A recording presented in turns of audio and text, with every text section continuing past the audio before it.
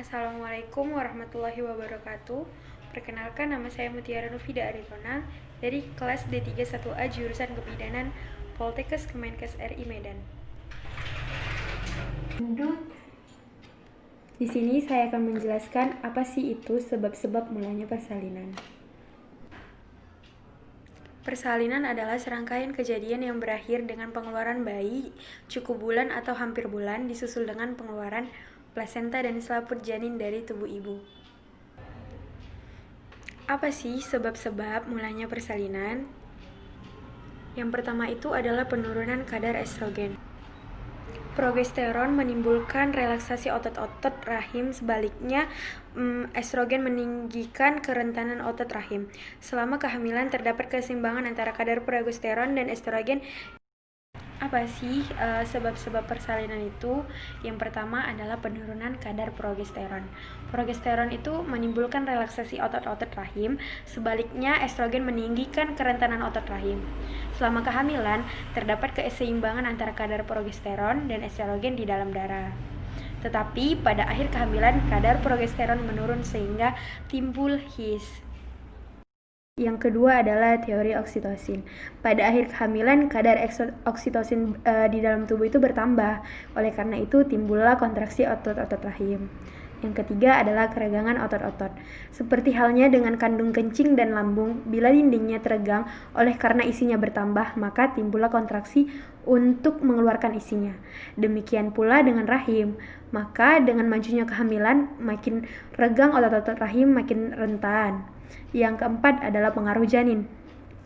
Hipofisis dan kelenjar suprarenal janin rupa-rupanya juga memegang peranan, oleh karena pada anekapalus kehamilan sering lebih lama dari biasanya. Yang kelima adalah teori prostaglandin.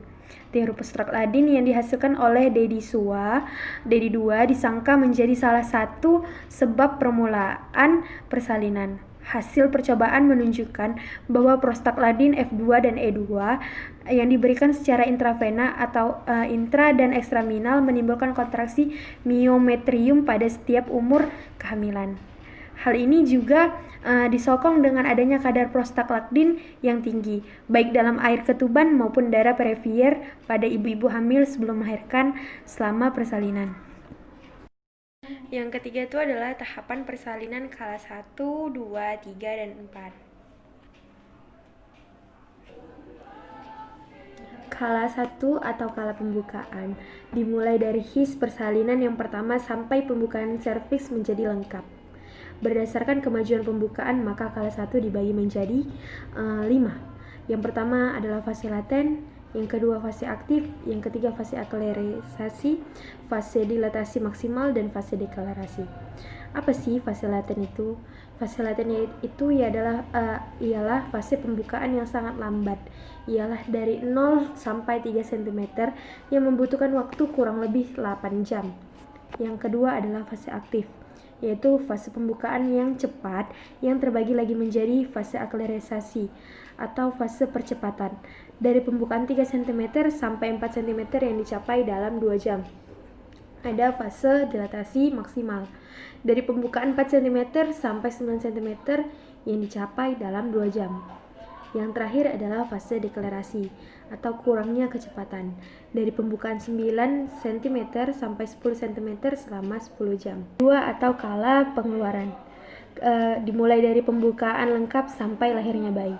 Yang ada kala 3 yaitu kala uri, dimulai dari lahirnya bayi sampai dengan lahirnya plasenta. Kala 4 itu adalah masa 1-2 jam setelah lahirnya plasenta.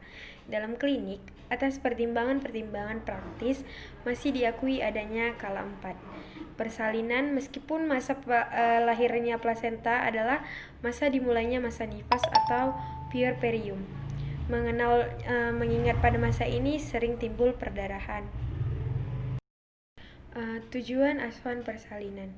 Tahapan persalinan sebagai bidan harus mampu menggunakan pengetahuan, keterampilan, dan pengambilan keputusan terhadap kliennya untuk memberikan dukungan secara fisik maupun emosional kepada ibu, keluarganya selama persalinan dan kelahiran.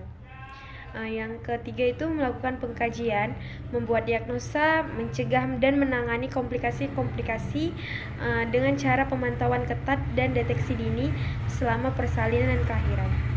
Melakukan rujukan pada kasus-kasus yang tidak bisa ditangani sendiri untuk mendapatkan asuhan spesialis jika perlu. Yang terakhir adalah memberikan asuhan yang adekuat kepada ibu dengan intervensi minimal sesuai dengan